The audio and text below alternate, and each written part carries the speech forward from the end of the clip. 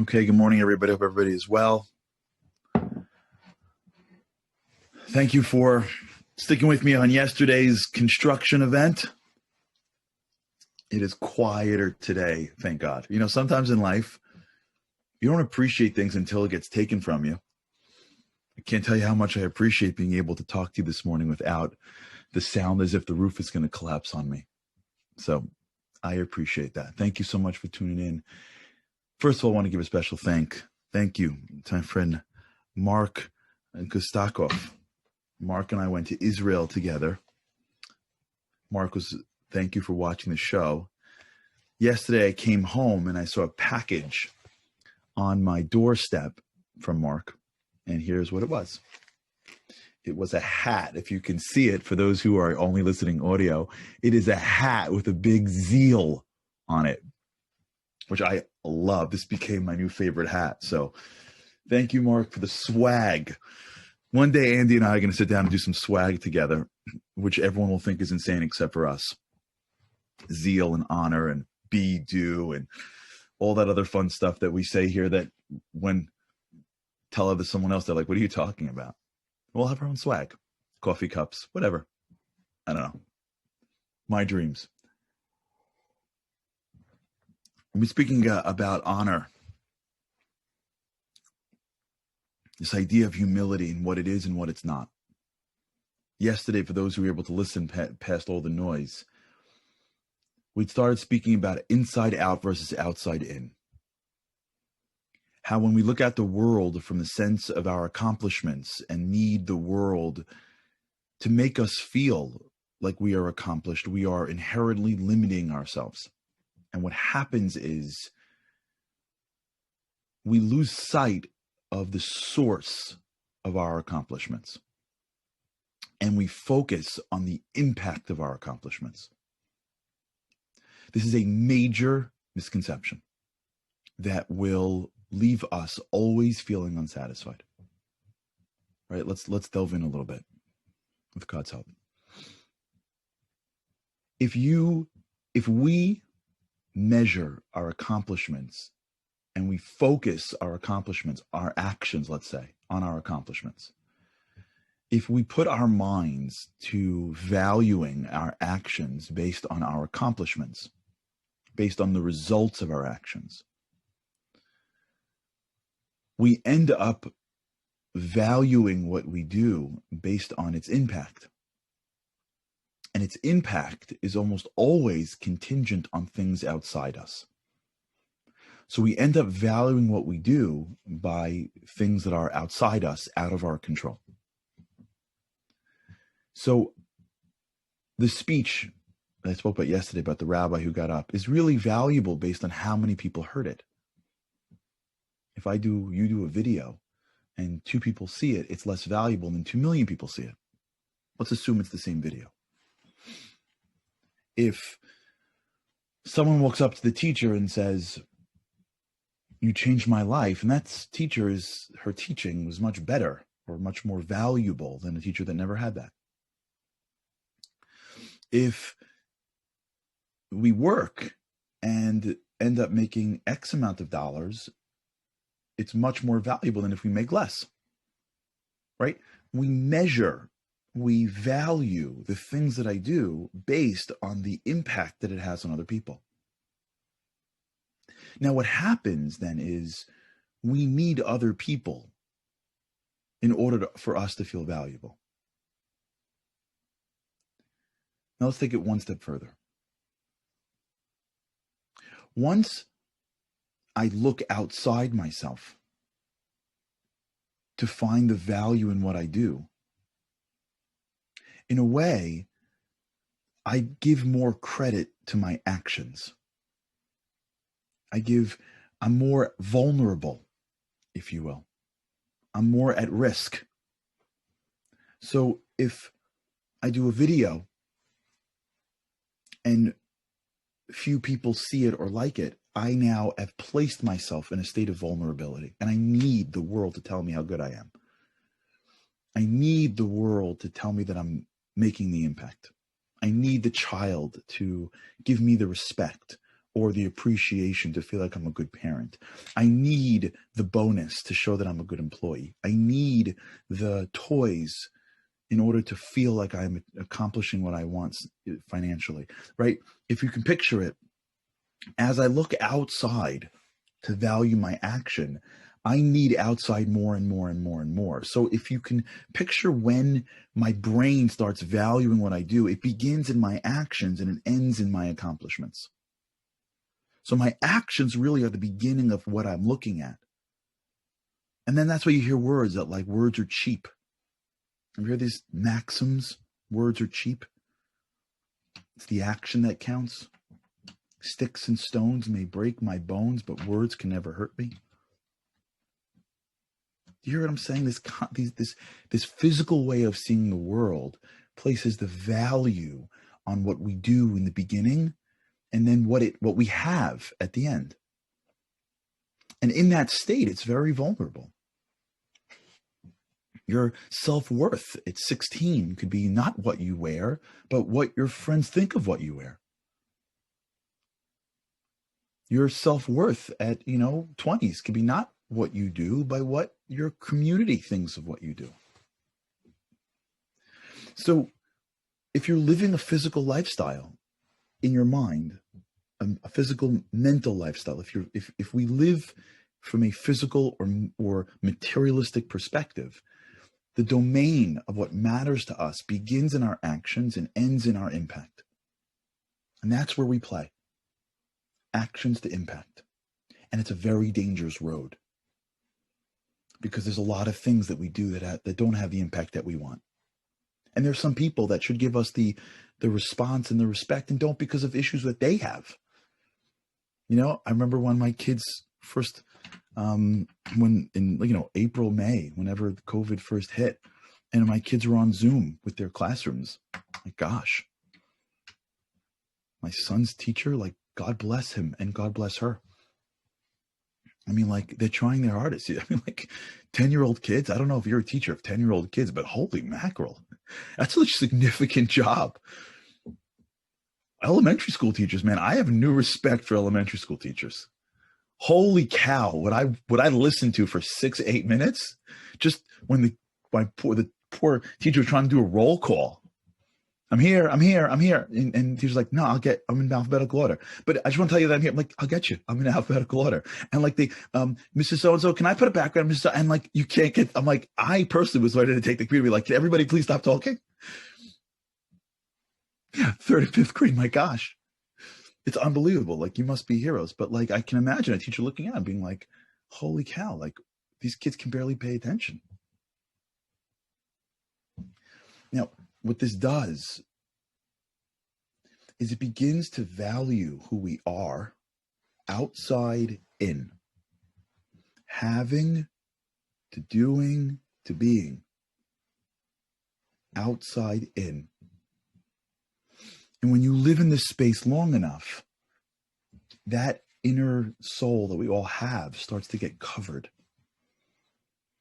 That inner essence of who we are starts to be covered by the protection that we need to ensure that we're not going to wake up every morning and make ourselves vulnerable.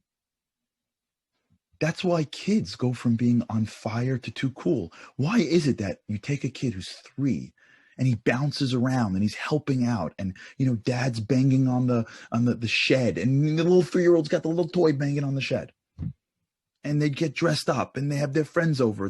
You go look at 3-year-olds and like they're having the best time.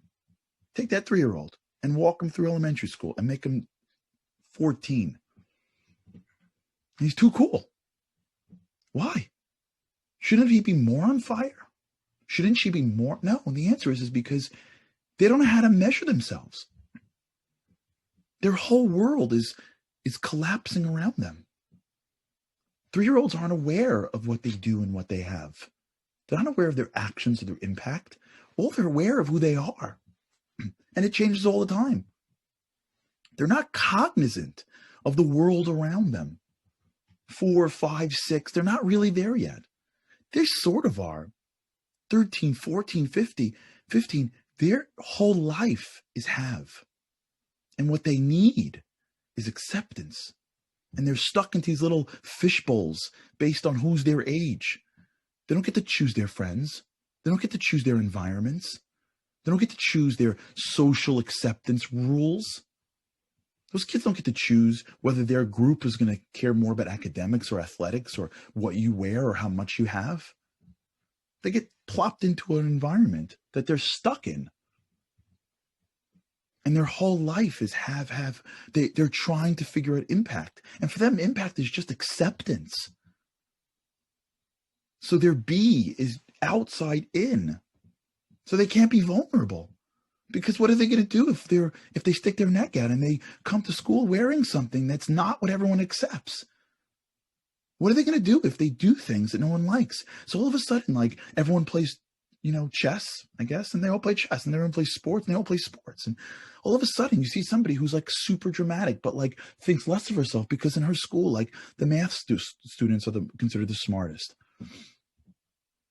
Or the kid's not so athletic and thinks less of himself because in this place, all the cool kids play sports. All of a sudden, this world of doing and having is impacting who they are. So they have to create a cover, a protective shield that suffocates that inner infinite source that we've been talking about, the source of honor, that power that is beyond anything, the infiniteness of who they are. They have to suffocate because they can't allow that to come out, because what if it comes out and nobody respects it? What if it comes out and nobody thinks it's cool? So they become too cool, which basically means I don't want to be vulnerable. When you look at a high school kid who's too cool, what they're saying is, I don't know how to navigate in this world, and I don't want to take a risk of being vulnerable. So I'm going to condition my brain to think that everything isn't, I don't want to engage in anything really, because I could always play safe. And some people get over this, and some people don't. Some people are in they're middle-aged, and they're still playing the same too cool game. Their friends sort of like stepped up, and now, like, as opposed to being the fishbowl of their school, they're in the fishbowl of their communities or their jobs. And they're scared to be who they are, because what if they don't get accepted by who they are? And they don't value what they do based on where it comes from. They value what they do based on what the world thinks of what they do. Now, all this is this incredible, in Hebrew, the world is called a klipa. It's a shell that surrounds the husk, that surrounds the fruit, that we place upon ourselves. This is, in the world of Jewish mysticism, this is sort of the game. Because everything is light, and every human being is a soul, and everything has spirituality. But around all the light are husks, are shells. That fruit's amazing, but you can't taste it because there's a peel around the orange. I don't care how delicious that orange is, you ain't getting in. That walnut could be amazing, but you're not getting in. And the shell that we place upon ourselves is the shell of acceptance that we need from other people. And when we live our minds and we place our eyes in the do-have category, really closer to have, if you could almost picture like the continuum of be, do, have, who I am at my core, what I do, and the impact. Where you place your eyes on that spectrum is going to impact how you feel about yourself and about your actions. And for most of us that live in the material world, we place our eyes in the impact, what I have, what it's doing. And we judge our actions and ourselves based on the things that are impacting people. I judge my career based on the money that I make. I judge my ability as a parent or friend based on how many people like me. I judge the ability to say the right things based on the response. And as our eyes move all the way to the most material, to the most physical, I judge my brains based on the scores that I get on my tests, which is why, if you ever look at the research of Carol Dweck in her book, Mindset, I think Carol's book was called Mindset. In her book, she speaks about the growth mindset, and she speaks about giving tests to two different types of young kids. Let's say they were second graders. And she gave them second grade tests, like problems to solve. And for half the group, she said, you're so smart. Impact, result, smart. Smart is the impact of your actions. You did enough, you scored high enough. And I am telling you you're smart. That is an impact. That is the world responding to your actions. That puts those little eyes all the way at the end of that spectrum. And to some of the kids, she said, you work so hard. That's all the way at the middle of the spectrum of doing. This is research. It's insane. Two groups of kids, same test. She just changed their eyes to look at the impact or to look right in between being and doing. Then she gave them fifth grade problems, which were much harder than them, and they all failed. And then she said, would you want to have the first problems, the easier stuff, or the second problems, the harder stuff? And the kids who were told that they were smart, the impact, the results-oriented, they all wanted the easy stuff because they just wanted to get the impact. They didn't want to grow. They didn't want to challenge themselves. They just wanted that impact quick enough. You told me I'm wealthy. I got to keep my wealth up. I can't make money in the market, so let me at least steal the money in a Ponzi scheme. You told me I'm gorgeous. I got to keep that up. I'm getting older. Just stick needles in my face, whatever it's going to be. You told me that I'm doing great in the world, and I don't know how to keep on doing great in the world. So let me cheat, steal, borrow, pretend, or lie. I can't afford this thing, so I can't. Let me lease it. And lease 30 things and go into crazy debt just so that the world thinks, because I was once feeling the impact of other people. I was once getting the attention of other people. I was once at the edge of having, and people were responding to me. And that felt like something. And I got to keep that feeling going because I live at the end of this have continuum. And now that I don't have it anymore, my actions aren't producing that much money. I got to fake it. I got to pretend it. I got to draw it from you. I once felt like I was important, and now I stepped up into the next category. No one has told me I'm important later. So I got to draw it in. I got to drag it in. Tell me I'm great. Oh my God, I got to tell you a story. I spoke to somebody, and she told me that, like, you've changed my life. But I'm like, no, I haven't, please. And she said, you changed my life. I'm like, no, please. Can you imagine that so-and-so said I changed my life? And the person listening going like, you must have changed their lives. And the guy's like, oh yeah, of course. I'm drawing it in. I'm drawing it in. I have to draw it in because I need it. Because my B isn't where my focus is. It's my impact. I don't mean impact like I'm trying to change the world impact. Impact, I mean, this is what it feels like to be the end of the product of my labor. And when my impact is my number one focus, and I don't feel like I'm getting it, because you can't, because it's physical and you're spiritual, then I have to figure out a way to make myself feel more important than I really feel. And so as a result, I have to focus other people on me, or I have to focus on building me up, or I have to protect my own fragileness. I have to demand respect. I have to be makbid. Makbid is like I have to be exacting on my honor. I get upset when somebody doesn't give me the proper respect because that means that the impact isn't right. And I can't even deal with that. All right, we're going to build this. There's a lot more to talk about this, but we're going to build this with God's help. You see, that's called outside in. I get my sustenance, my emotional sustenance, by what the world tells me every day. I've addicted myself to being liked on social media, that if I don't get as liked, I feel less of myself. I've addicted myself to being told how fill in the blank I am by others, that if I don't get that same level of respect or feedback from the group, I feel less of myself. Now, if it's flowing and flowing and flowing, I can't tell. But once the waters go down and I feel less, that's when the truth comes out. That's when I feel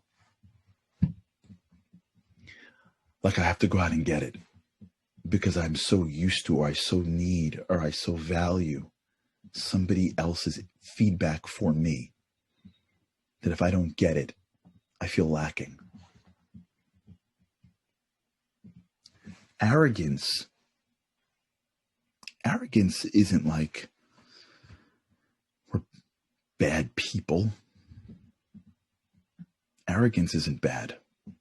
Arrogance is insecure. The most arrogant people you know are just insecure. I don't care how big and tough they look. It's insecurity. And it's insecurity because their eyes are focused on the wrong thing. When your eyes focus on the impact, then you need the world always to tell you how great you are. That's a really insecure place because the world doesn't care about you. The world cares about itself. And when our eyes are focused on the impact and what people say of us, we are walking on shaky ground. We are insecure. And then our brain adapts to fill the insecurity by bringing as much as we can in. And that focus is what we call arrogant. Okay. We'll continue with God's help. Thanks so much for tuning in. I hope you enjoyed the quieter background today. Think about this today. We all suffer from this. Unless you are fully evolved, every one of us, me and you, have this in our heads. And when we focus on the core of it, we're able to be the person that we're meant to be. Okay, have a great day. And with God's help, I can't wait to see you again tomorrow.